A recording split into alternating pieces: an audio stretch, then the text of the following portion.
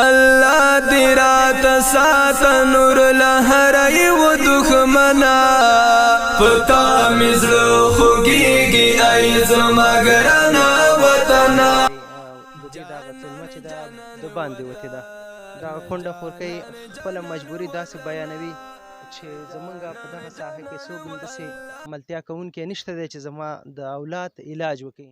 کابل ته یو مهینه مې وکړه بل واسطه نه لرو دا یې ولیکل د دې وسه نه وه بېرته راغلل.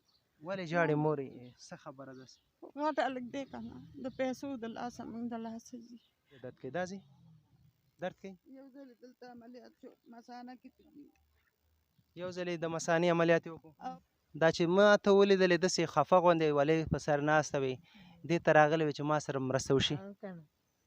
ډېر غریبانان بې وزو بې طاقتې وه. ستا دعاګانې دي په ما باندې باران مورې لته قربان وړي نشته ده همداسې روژه دا همداسې وخت تېروي. اوسه پورې چا مرسته نه ده کړې؟ نه هېڅوک هم مرسته نه کوي؟ نه کوي نه څه شی نشته کور کې؟ نه بلکل هېڅ شی هم څه شی نشته؟ کړي نشته وړه نشته مثال څه شی چې ورکوئ نشته دی. ناروغه خو نه یې؟ ناروغه یم ولې نه یم مورې لته قربان مورې ژوندون مې بې له تا نه مکمل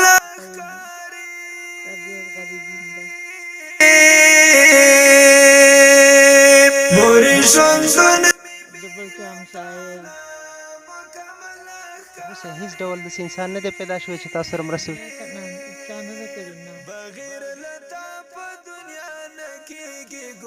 مور کله میک ته خبرې هم نه دي کړي لوټه اخلي هغه میده کوي په زړه کې ژاړي او د مرستې غوښتنې کوي. د ناروغۍ خپل نه وایي خو د خوراکي توکو غوښتنه کوي. که څوک هم د دې په احساس باندې پوهېږي ویډیو مخکې شیر کوي تر څو دوی دپاره مرستې برابر شي. ستا دعاګانې دي په ما باندې دوه زامن دي څه مشکلات لري کو؟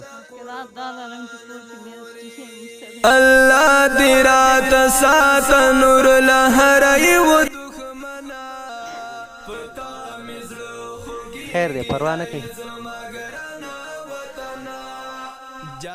نور ماشومانو سره ځان ته څوک همکاري نه کوي؟ څوک هم نه کوي همکاري راسره. دا چې دلته مرسته کېدله نو تاسو دې ته خفه شوئ چې زمونږ مه ژاړه ماشوم بس ولې ژاړه؟ خیر دی انشاءالله بیا راځم دې ته مه خفه کېږئ بیا به راشم مرستې.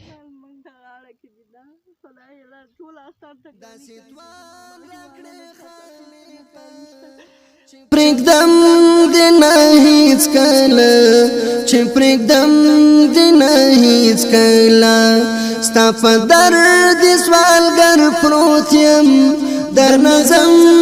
څونه وخت کېږي چې خاوند دې وفات شوی؟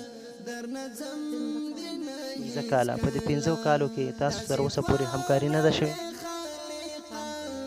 اوس راغلی چې تاسو سره همکاري وشي؟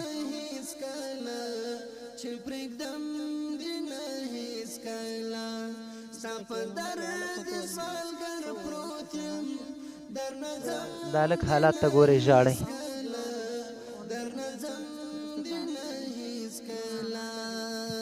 دا دې زوی دی؟ ستا دعاګانې دي په ما باندې باران مورې لته قربان مورې کومې ستونزې دي چې تاسو ورسره مخ یاستئ؟ دا دی تللي وم کابل ته یو مهینه مې وکړه بل واسطه نه لرو دا یې ولیکل د دې وسه نه وه بېرته راغلل. ولې ژاړې مورې څه خبره ده؟ غټ هلک دی که نه د پیسو د لاسه موږ د لاسه ځي او ماما نه لري کاکا نه لري غټ ورور نه لري. ستا دعاګانې دي په ما باندې باران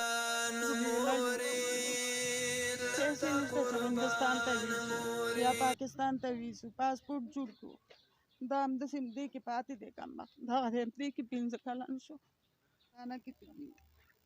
یو ځل یې د مثانې عملیات یې وکړو. او تږي غټ غټ تږي وایستل هغه هم ډېر پر دغه قرض پور مو کو کابل څخه ته تپل دولتي ته هم ویوړل. اوس نور بس نه لرو چې د دې علاج وکړو. بېرته کابل نه راغلو، له بستر نه راغلو بېرته. تاسو به څه کوئ نو چې داسې حالات کې نو تاسو به څه کوئ؟ ګل غوندې هلک دی، پیسې و د لاسه پاتې دي. خوراکي توکو ته څنګه کوئ؟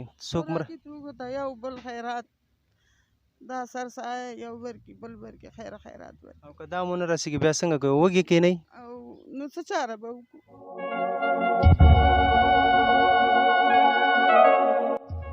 چاره نشته که نه.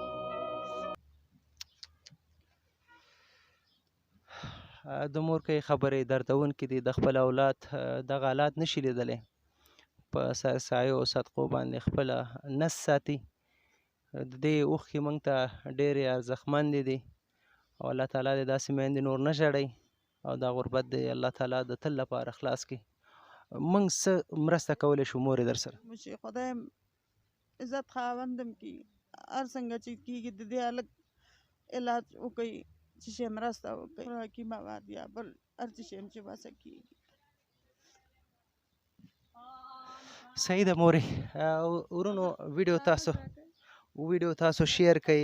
د بستر دغه نوټونه یې ورته ورکړي دي، اما د سره پیسې نشته چې د دغې ماشوم عملیات وکړي او د دې علاج وکړي.